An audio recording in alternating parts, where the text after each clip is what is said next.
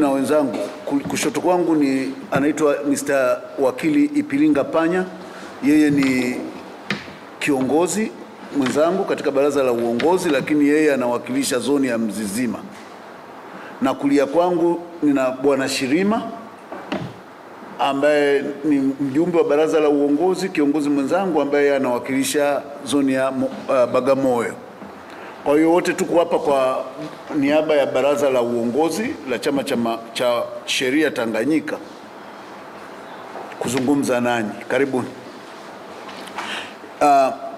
Ndugu wanahabari, baraza la uongozi la chama cha sheria Tanganyika kama lilivyopewa mamlaka chini ya kifungu cha 4 cha sheria ya chama cha sheria Tanganyika sura ya 307, tunapenda kutoa taarifa hii kwa vyombo vya habari kuhusu matukio ya kusikitisha yaliyojitokeza kuhusiana na masuala ya utawala bora, demokrasia, pamoja na swala zima yaliyojiri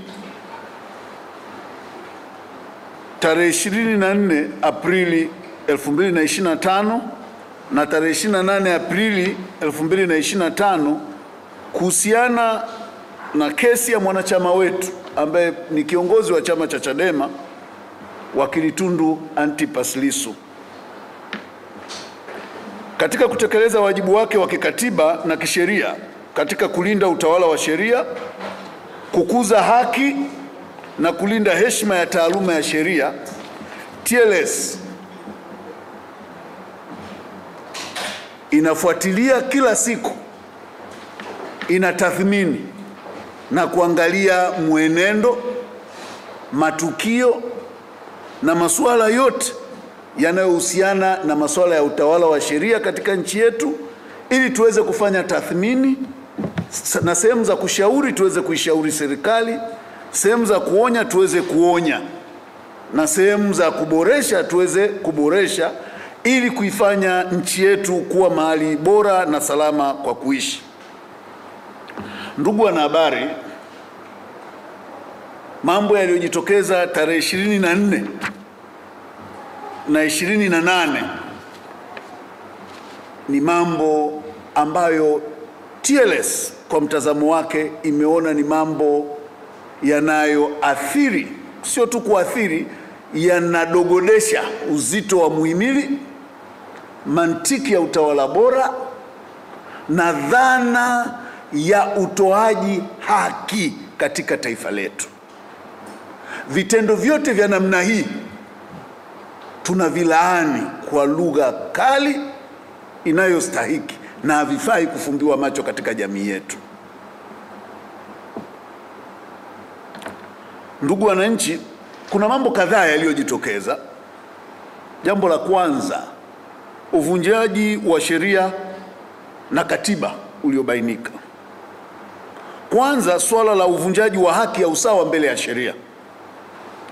Jambo hili limefanyika ambalo tumeshuhudia kukamatwa kwa wateja wa mahakama. Unajua mahakama ina wateja wake, na mahakama ipo kwa ajili ya wateja wale, sio kwa ajili ya wakili au kwa ajili ya polisi. Ni kwa ajili ya kuwapokea wateja wake na kuwapa huduma yao ya haki ambayo hakuna mahali popote inapotakiwa kupatikana au kuonekana ikipatikana isipokuwa katika mahakama iliyo wazi, mahali panapofahamika, panapozoeleka, na kama kuna kubadilika basi mahali ambako jamii imejulishwa kwa mujibu wa utaratibu kwamba mahakama hii ya wazi itakaa mahala fulani na sio vinginevyo. Kwa hiyo mwananchi anapoenda mahakamani ni mteja wa mahakama. Kukamatwa kwa wananchi kwa wingi tarehe 24 mwezi wa 4 mwaka 2025 bila kufuata misingi ya kisheria na kwa kuonekana kuzingatia misimamo ya kisiasa ni kinyume na ibara ya 13 ya katiba inayolinda usawa mbele ya sheria na kupinga ubaguzi wa kisiasa, na vile vile kinyume ya ibara ya 14 ya katiba inayolinda haki ya kila mtu kuishi na kulindwa na serikali. kazi ya polisi anapokuwa mahakamani ni very limited: kuleta wahalifu walioko kwenye mikono yao, kushiriki kwenye hatua za kimahakama kama anavyoelezwa na hakimu. Maana nimesikia kuna watu wanasema mahakama imekuwa compromise. Mahakama hauwezi, kwa lile lilotokea Kisutu sio la mahakama, ni la hakimu. Yule ndio mwenye mahakama yake kwa wakati ule, ndio anayetakiwa kulinda wateja wanaokuja mbele yake, na kama kuna maagizo yoyote anaanza kuzungumza na mawakili, mawakili wanazungumza na wateja wao. That is a practice. Hakuna interaction yoyote ya OCD na hakimu anaendesha kesi kabla mawakili hawajapata taarifa hiyo. Lolote linalofanyika hivyo ni kinyume cha sheria na kinyume cha katiba, na ni dalili za kuingilia uhuru wa mahakama na kuifanya mahakama kama kikaragosi hivi tu. Kwa hiyo sisi tunaona hapo kulikuwa na uvunjwaji mkubwa wa sheria na haki za wananchi waliofika mahakamani. Vile vile uvunjwaji wa haki ya uhuru wa mtu binafsi bila kufuata masharti ya kisheria. Sheria yetu inaruhusu mtu kukamatwa bila warrant kwa aina ya makosa. Hakuna kosa la kwenda mahakamani katika nchi hii lililowahi kutungwa na bunge. Hakukuwa na amri yoyote ya hakimu ya kukamatwa ambayo mpaka leo tumeletewa kama TLS au kuoneshwa kwamba wanaoingia Kisutu wakamatwe. Hatuna amri yoyote ya hali ya hatari iliyotangazwa na rais katika nchi hii, ambaye ndio mtu pekee mwenye ruksa ya kufanya proclamation kwamba maeneo fulani hakuna yoyote anayetakiwa kufika kufanya kazi za kiraia kwa sababu fulani za kiusalama. Hakuna. Hakukuwa na zuio lolote halali la kiusalama.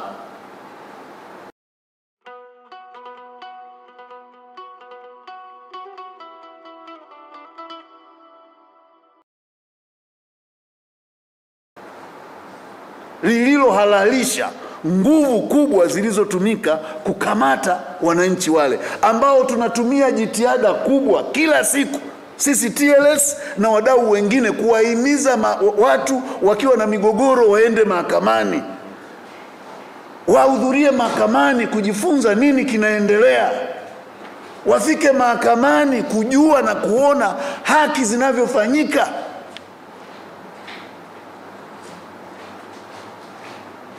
Ndani ya masaa machache watu wachache wanaingia, wanaleta vurugu mpaka wakili ukimuona mahakamani ameutafuta uwakili for more than 10 years,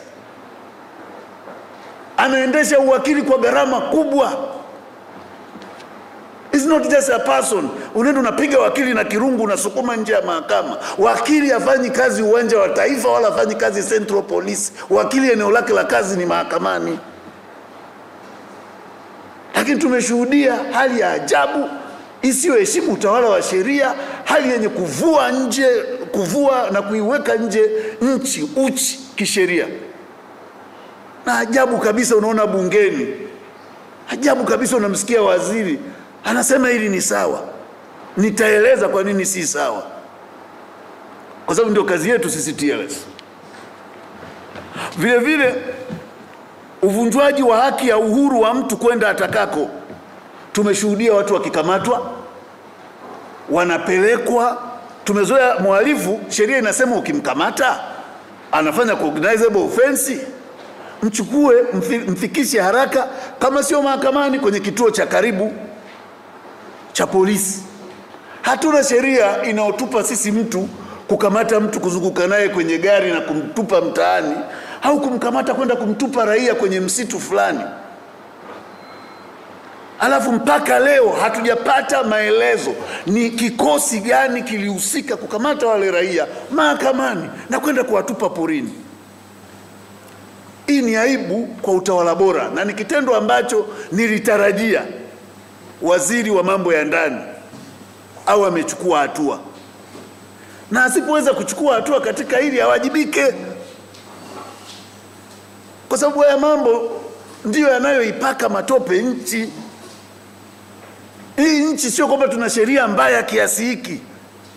Soma sheria zetu nzuri. Hizi sheria zetu jamani si mbaya kiasi hiki. Kuna watu makusudi tu kwa jeuri, tuna kiburi tu. Wanafikiri Watanzania ni punda au ng'ombe wa kuswaga jinsi wanavyoswaga. Sisi TLS tulisema tunataka kuengage na kila mmoja. Tunataka kuwa daraja la amani katika taifa letu. Uungwana wetu sio uoga. Sisi sio waoga. Tunapozungumza tuheshimiane, tuheshimu wananchi. TLS ilipewa majukumu yake ya kikatiba na kisheria. Wakili anaenda mahakamani, siku hizi wakili anapigwa. Juzi Babati hapa wamemuua wakili. Wameua wakili Joseph Masanja. Tumeunda tume, imeenda pale, imefanya kazi. Ameuawa ndani ya eneo la magereza. Polisi mpaka leo hawataki kufanya uchunguzi.